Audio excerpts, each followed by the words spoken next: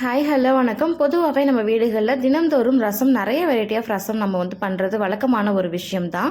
அப்படிப்பட்ட ரசத்தை கீரையில் பண்ண முடியும்னு கேட்டால் நம்ப முடியல. வாங்க எப்படி பண்ணுறதுன்னு பார்த்துடலாம்.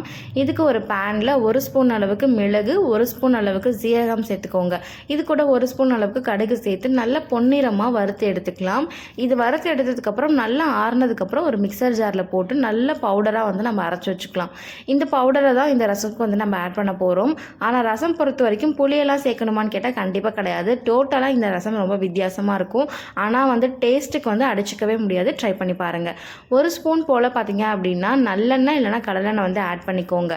இது ரெண்டும் தான் இதுக்கு ஃப்ளேவரை அதிகப்படுத்தி காட்டும். இது கூட 1/4 டீஸ்பூன் அளவுக்கு கடுகு போட்டுக்கலாம். கடுகு கூடயே 1/4 டீஸ்பூன் அளவுக்கு வெந்தயம் சேர்க்கணும்.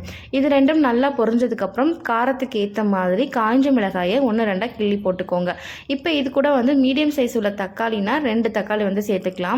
இல்லை பெரிய தக்காளியாக இருக்குது அப்படின்ற பட்சத்தில் 1 தக்காளி எடுத்துக்கலாம். இப்போ தக்காளி நல்லா வதங்கினதுக்கப்புறம் இது கூடயே 2 கைப்பிடி அளவுக்கு மணக்கத்தக்காளி கீரை குட்டி குட்டியாக கட் பண்ணி க்ளீன் பண்ணி எடுத்து வச்சுருக்கேன். அதையும் நம்ம ஆட் பண்ணி நல்லா வதக்கி விட்டுருவோம். ஸோ கீரை நல்லா வதங்கிருச்சு இல்லையா? இப்போ இந்த ரசத்துக்கு நம்ம கழனி தண்ணி ஆட் பண்ணுவோம். கழனி தண்ணி அப்படின்றது அரிசியை நம்ம கழுவிட்டு எடுத்து வைக்கக்கூடிய தண்ணி தான். ஸோ இந்த தண்ணியை நமக்கு ரசம் எந்த அளவுக்கு வேணுமோ அதுக்கேற்ற மாதிரி ஆட் பண்ணிவிட்டு கூட கொஞ்சமாக மஞ்சள் பொடி, தேவைக்கேற்ப உப்பு போட்டு நல்லா கொதிக்க விட்டுருங்க. இது நல்லா கொதிச்சுட்டு இருக்க டைமில் நம்ம அரைச்ச பவுடர்லேருந்து 1 ஸ்பூன் கோபுரம் வர அளவுக்கு அந்த அளவுக்கு எடுத்துகிட்டு இதில் ஆட் பண்ணிக்கோங்க. கூடவே பெருங்காயத்தூள் சேர்த்துடலாம். இது ரெண்டும் சேர்த்துட்டு இருக்கும்போது நல்லா கொதிக்கும். இது கூட 1 கிளாஸ் அளவுக்கு நல்லா திக்கான தேங்காய் பால் சேர்த்துட்டு அப்படியே ஸ்டவ் அணைச்சிட்டு எடுத்துட்டீங்க அப்படின்னா சூப்பர் அண்ட் டேஸ்டியான மணக்கத்தக்காளி கீரை ரசம் ரெடி ஆகிடும்.